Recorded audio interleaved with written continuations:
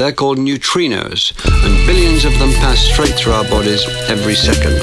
Neutrinos are some of the strangest and most mysterious objects in the universe. They're invisibly tiny and can travel through solid rock and even stars as easily as they do through space. 100 trillion of them, every second floating through you, and I reckon they might do you some good, but no one knows it yet. Neutrinos, shooting all around me, oscillating soundly, impacting profoundly. Tiny ghosts called neutrinos, are they faster than light? They out of sight, but they might hold the universe upright. If you put 100,000 of them on one side of a set of scales, they wouldn't even outweigh a single electron. 1930, Wolfgang Pauli told the scholarly neutrinos existed, but they thought he was twisted and resisted even listening. Your theory is far fickle, you talking about star trickles. Neither you nor me will ever see these tiny particles.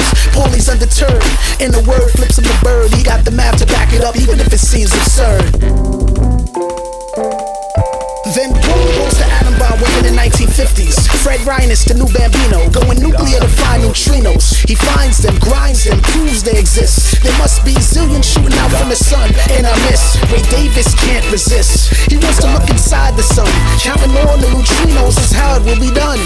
It's a nuclear furnace, far enough to not burn us. He goes about finding neutrinos and earn us. Then he comes up short, just a third of what should be there. No fear, neutrinos vanishing in the thin air. The 60s, the 70s, the 80s go by. This guy keeps trying and dying. Is his equipment lying? No one's buying what he's selling. The numbers are telling, but there must be something wrong. But he won't change his song. By now there's 3 kinds of neutrinos we find: electron, muon, and tau. All flying blind like ghosts we can't see. We need a plan B. Another experiment, this time in Japan. But man, the results are the same lame game. When they count neutrinos, it's less than they claim there should be. You kidding me? Will we go down in history?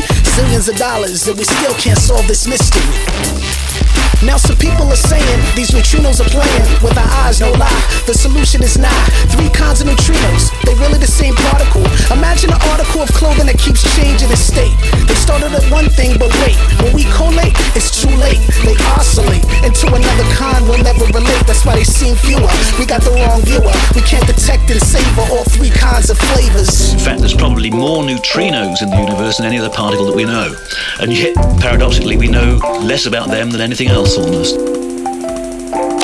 Masatoshi Koshiba is the new kid in town. In the Japanese mountains is where things going down. With Super Kamiokande, chamber so grande they can basically see the path of neutrinos from points A to B. He proves what they're stating, neutrinos are oscillating.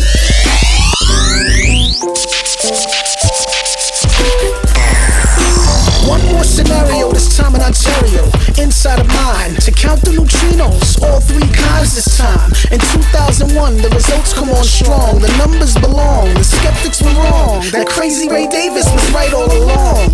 There still might be particles we'll never see, but definitely they're more than debris. An atomic trinity, shooting all around me, oscillating soundly, impacting profoundly. Tiny ghosts called neutrinos, are they faster than light? They out of sight, but they might hold the universe upright.